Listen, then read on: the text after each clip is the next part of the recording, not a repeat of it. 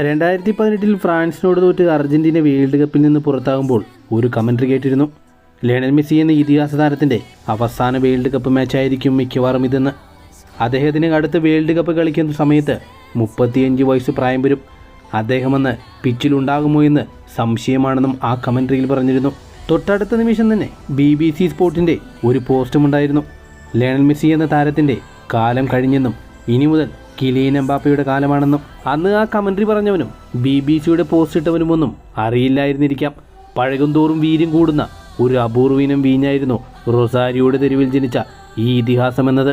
തൻ്റെ ഫോമിനെയും തൻ്റെ പ്രായത്തെയും വെല്ലുവിളിച്ചവരെയും കളിയാക്കിയവരെയും കാഴ്ചക്കാരാക്കി നിർത്തിക്കൊണ്ട് ബ്രസീലിൻ്റെ മാരക്കാനയിൽ ചെന്ന് അവരെ തോപ്പിച്ച് കോപ്പ അമേരിക്കയും യൂറോപ്പിൻ്റെ ഹുങ്കുമായി വന്ന ഇറ്റലിയെ തോപ്പിച്ച് ഫൈനലിസ്മയും തങ്ങളെ പുറത്താക്കിയ ഫ്രാൻസിനോട് മധുര പ്രതികാരം വീട്ടി ഖത്തറിൽ വേൾഡ് കപ്പും ഉയർത്തി ലയണൽ മെസ്സി എന്ന ഇതിഹാസ താരം.